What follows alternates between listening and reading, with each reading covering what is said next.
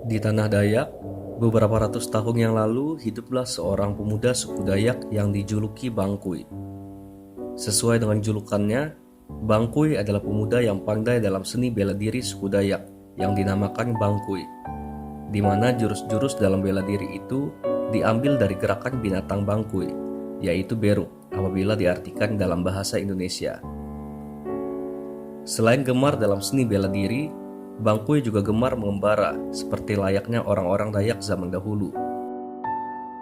Ia hanya mengembara seorang diri dan tak pernah ingin membawa teman-temannya, karena ia selalu mengembara tidak menentu arah maupun tujuannya serta kapan akan pulang kembali ke desa, dan ia tidak ingin membuat keluarga dari teman-temannya cemas.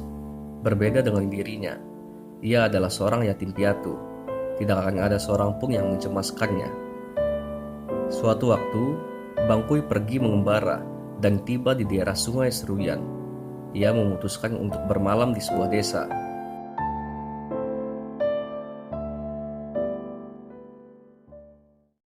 Ia bermalam di rumah salah seorang penduduk desa yang bernama Suan dan istrinya Inah, di mana mereka merupakan pasangan suami istri lanjut usia. Suan dan Inah memiliki anak perempuan yang sangat cantik bernama Isah. Isah merupakan bunga desa. Tutur kata dan kelakuannya sangat lembut, sehingga banyak pria ingin menikahinya. Namun, Isah hanya terpikat pada seorang pemuda yang saat itu menginap di rumahnya, yaitu Bangkuy. Berawal dari saling menatap hingga berbicara, lambat laun mereka saling menyukai, dan akhirnya waktu demi waktu dikawinkanlah Bangkuy dan Isah. Pesta perkawinan keduanya berlangsung begitu meriah. Semua orang bergembira. Meskipun saling mencintai, mereka belum mendapatkan keturunan. 15 tahun berlalu, namun belum juga membuahkan hasil.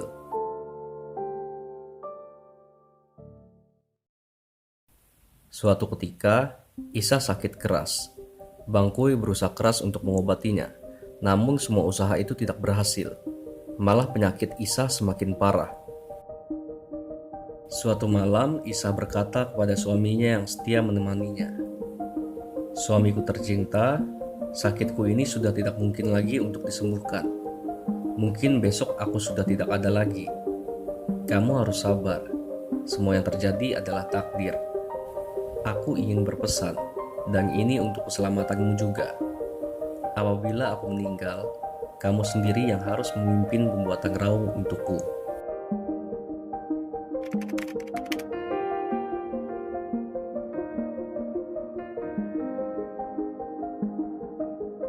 Buatlah raung itu dari kayu ulin dengan tebal setelapak tangan. Lalu di bagian kepala raung itu, tancapkanlah sebilah mata beliung yang besar dan tajam.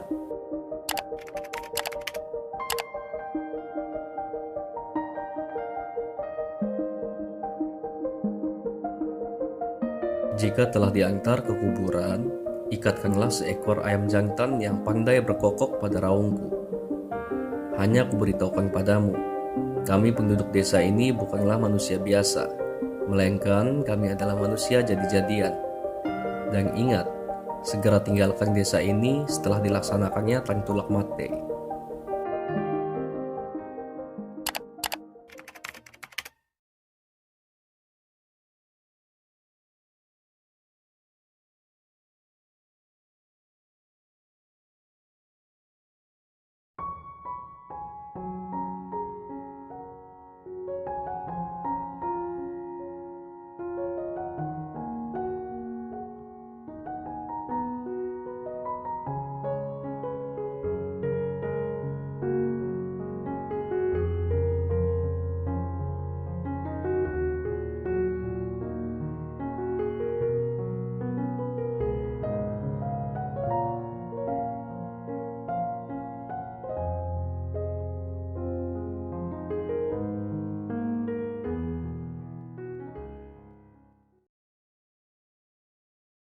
Setelah Isah meninggal, proses penguburan jenazah dilakukan.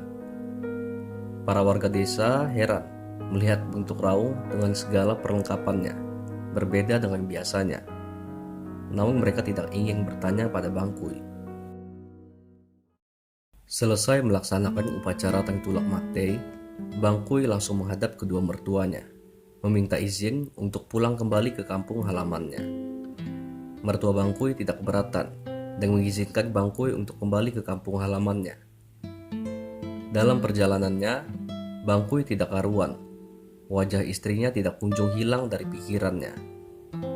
Walau begitu, sambil jalan terhuyung-huyung, ia tetap meneruskan perjalanannya. Ketika hari telah senja, Bangkuy berhenti untuk makan terlebih dahulu. Tiba-tiba dari jauh terdengar suara ayam berkokok yang kian lama kian mendekat. Bangkuy sontak berdiri, lalu ia terkejut melihat di hadapannya sebuah raung yang tegak berdiri. Itu adalah Raung Isah, istrinya. Raung itu lalu berkata, "Suamiku, jangan takut. Aku datang untuk menolongmu. Setelah menyelesaikan makanmu, segeralah naik ke atas pohon yang besar dan kuat. Malam ini 100 buah raung mengejar untuk membunuhmu. Semoga saja aku dapat menghentikan mereka." Bangkuy kemudian dengan cepat mengikuti perkataan raung itu. Baru saja Bangkuy duduk di dahan pohon yang paling kuat, tiba-tiba dari jauh terdengar suara gemuruh yang menggetarkan bulu kuduk.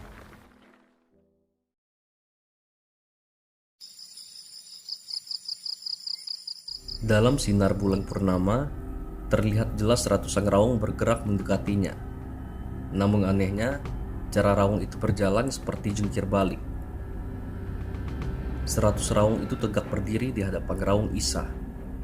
Dari atas pohon, Bangkuy samar-samar mendengarkan perbincangan mereka, yang intinya agar ia diserahkan karena telah mengetahui rahasia dan aib para penduduk desa. Namun Raung Isah menolak, karena Bangkuy adalah suaminya yang sangat baik dan setia, dan tidak mungkin akan menceritakan hal itu pada dunia luar. Singkat cerita, tidak ada kesepakatan di antara mereka, dan terjadilah perkelahian 100 raung melawan Raung Isah. Raung Isah tidak sedetik pun meninggalkan pohon tempat Bangkuy bersembunyi. Setiap raung yang mendekati pasti langsung hancur, terkena hujaman beliung yang terpasang kuat di Raung Isah. Ditambah lagi Raung Isah sangat kokoh karena dibuat menggunakan kayu ulin yang tebal. Singkat cerita, terjadilah perkelahian seru.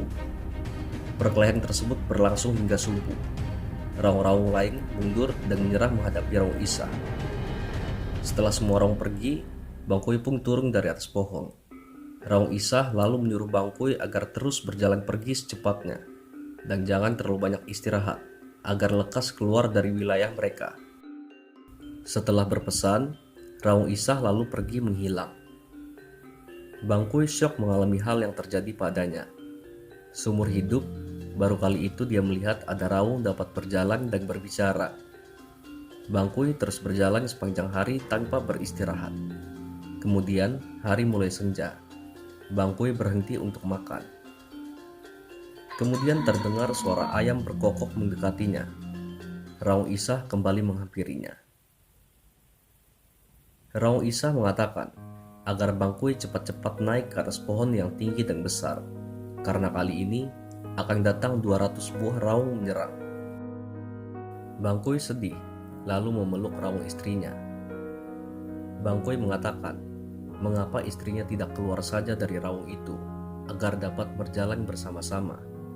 Raung Isah balik mengatakan bahwa apa yang hidup tetap hidup, dan yang mati tetap mati. Mereka tidak bisa melawan takdir. Kemudian terdengar suara gemuruh. 200 buah raung datang menyerang. Bangkuy cepat-cepat naik ke atas pohon. Malam itu pertempuran sangat dahsyat. Ratusan raung pecah, terkena amukan Raung Isah yang gigih melindungi suaminya. Suaminya hanya bisa menangis melihat kegigihan istrinya. Menjelang fajar, hanya tersisa 50 buah raung saja yang dapat pulang sambil terluka. Sisanya pecah dan tidak dapat bergerak, kemudian hancur menjadi debu terkena sinar matahari. Ketika Bangkuy sudah turun dari atas pohon, Raung Isah berkata bahwa Bangkuy akan selamat. Dari tempat ini hanya membutuhkan waktu setengah hari berjalan untuk keluar dari wilayah kekuasaan para Raung. Kemudian Raung Isa mengucapkan selamat jalan pada suaminya dan berpesan agar jangan ada lagi perkawinan antara manusia dan penduduk mereka. Kemudian Raung Isa menegaskan bahwa ini adalah perpisahan untuk selama-lamanya. Bangkoi memeluk Raung istrinya dan menangis. Ia mengucapkan selamat tinggal dengan hati yang hancur. Setelah itu, Raung Isa pergi berbalik meninggalkan Bangkoi. Bangkoi terduduk dan tanpa berkedip memandang kepergian istrinya yang perlahan hilang di antara pepohonan.